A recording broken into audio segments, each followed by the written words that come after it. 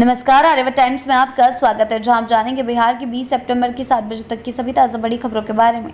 उससे पहले एक नजर सुर्खियों की ओर। 18 साल पुराना राज खोलेगा जनसुराज का नया वार। नवरात्रि पर नीतीश सरकार का तोहफा 50 लाख महिलाओं को 10-10 हजार रुपए। आरजेडी परिवार में घमासान रोहिणी बनाम संजय सीट से शुरू हुई सियासी तकरार। चुनावी रण में पीके का पंच, एनडीए के 5 दिग्गजों पर लगाए संगीन आरोप। मोक्ष की कामना में अंबानी परिवार मुकेश और अनंत में गया में किया पिंडदान। बढ़ते हैं खबरों की ओर विस्तार से। 18 साल पुराना राज खोलेगा जनसुराज का नया वार। जी हां, जनसुराज पार्टी के नेता प्रशांत किशोर ने बीजेपी प्रदेश अध्यक्ष दिलीप जायसवाल पर बड़ा हमला बोला है। किशोर ने 18 साल पुराने किशनगंज से राजेश शाह हत्याकांड को फिर से मार्च में चर्चा में लाते हुए पीड़ित परिवार के साथ हाईकोर्ट में याचिका दायर कर न्याय की लड़ाई शुरू कर दी है। जनसुराज के वकील वाई.वी. गिरी ने बताया कि केस पर जल्द सुनवाई होगी। बढ़ते हैं अगली खबर की ओर। नवरात्रि पर नीतीश सरकार का तोहफा 50 लाख महिलाओं को 10-10 हजार रुपए। जी हां, बिहार विधानसभा चुनाव 2025 से पहले सीएम नीतीश कुमार ने महिलाओं को बड़ा चुनावी तोहफा देने का ऐलान किया है। मुख्यमंत्री महिला रोजगार योजना के तहत राज्य की 50 लाख महिलाओं के खाते में नवरात्रि में के पहले दिन 10-10 हजार रुपए ट्रांसफर किए जाएंगे। पहले किस्त के तौर पर सरकार कुल 5,000 करोड़ रुपए की राशि जारी करेगी। बढ़ते हैं अगली खबर की ओर। आरजेडी परिवार में घमासान रोहिणी बनाम संजय सीट से शुरू हुई सियासी तकरार। जी हां, आरजेडी के भीतर सियासी घमासान तेज हो गया है और इस बार जंग पार्टी के अंदरूनी परिवार में छिड़ी है। लालू राबड़ी की बेटी रोहिणी आचार्य ने सांसद और तेजस्वी यादव के सलाहकार संजय यादव के खिलाफ खुलकर मोर्चा खोल दिया है। तेजस्वी यात्रा की बस में सीट विवाद से शुरू हुआ मामला सोशल मीडिया तक पहुंच गया है। रोहिणी ने अपनी किडनी ट्रांसप्लांट वाले वीडियो के साथ पोस्ट कर लिखा कि उन्हें सत्ता नहीं, आत्मसम्मान चाहिए। बढ़ते हैं अगली खबर की ओर। चुनावी रण में पीके का पंच, एनडीए के 5 दिग्गजों पर लगाए संगीन आरोप। जी हां, बिहार विधानसभा चुनाव से पहले जनसुराज के प्रशांत किशोर ने सियासी माहौल गरमा दिया है। शुक्रवार को उन्होंने एनडीए के 5 बड़े नेताओं पर एक के बाद एक गंभीर आरोप लगाए। पीके ने डिप्टी सीएम सम्राट चौधरी को 7वीं फेल बताते हुए कहा कि उन्होंने बिना मैट्रिक पास किए ही डॉक्टरेट की डिग्री ले ली और मर्डर केस में जेल जाकर नाबालिग बनकर बाहर आए थे। साथ ही स्वास्थ्य मंत्री मंगल पांडे, मंत्री अशोक चौधरी, भाजपा प्रदेश अध्यक्ष दिलीप जायसवाल और सांसद संजय जायसवाल भी पीके के निशाने पर रहे। बढ़ते हैं अगली खबर की ओर। मोक्ष की कामना में अंबानी परिवार मुकेश और अनंत ने गया में किया पिंडदान। जी हां, देश के सबसे बड़े उद्योगपतियों में शुमार मुकेश अंबानी ने शुक्रवार को गयाजी में अपने पूर्वजों की आत्मा की शांति और मोक्ष की कामना के साथ पिंडदान किया।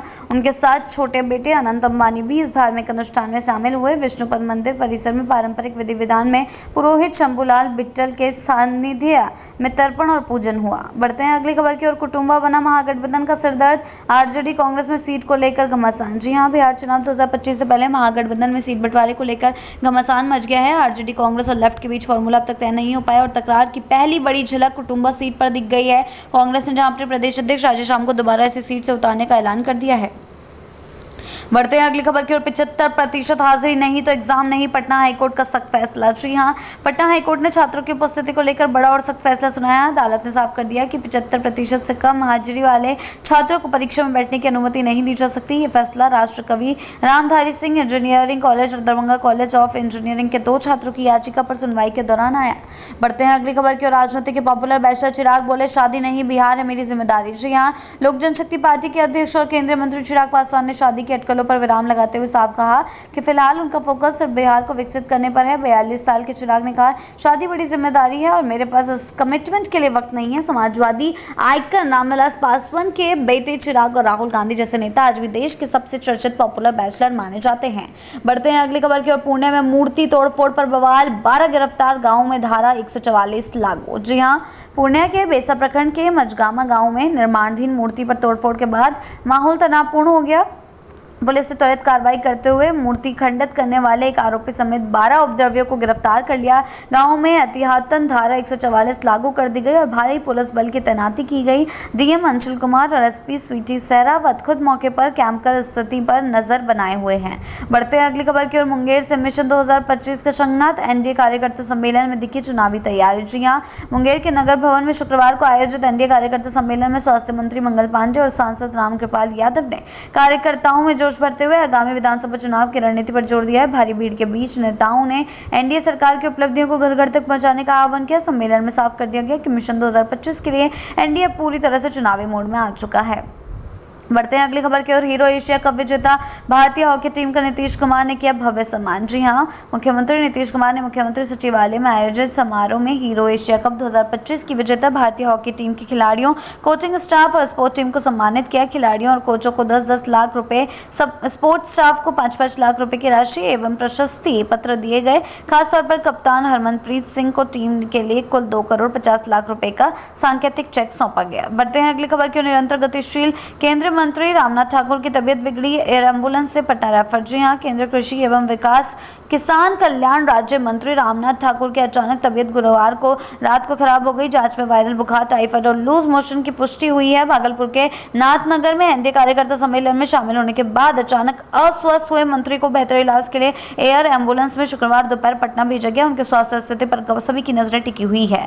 बढ़ते हैं अगली खबर की ओर। प्रशांत किशोर का बड़ा दावा, डिप्टी सीएम सम्राट चौधरी को डिग्री पर उठे सवाल। जी हां, जनसुराज पार्टी के प्रवक्ता प्रशांत किशोर ने पटना में प्रेस कॉन्फ्रेंस के दौरान बिहार के डिप्टी सीएम सम्राट चौधरी की शैक्षणिक योग्यता को लेकर बड़ा खुलासा किया। उन्होंने कहा कि सम्राट चौधरी मैट्रिक तक भी पास नहीं है, फिर कैसे काम राज यूनिवर्सिटी से स्नातक और कैलिफोर्निया यूनिवर्सिटी से डीलिट की डिग्री हासिल की है। किशोर ने बताया कि बिहार विद्यालय परीक्षा समिति ने सुप्रीम कोर्ट में भी सम्राट के मैट्रिक फेल होने की बात कही है।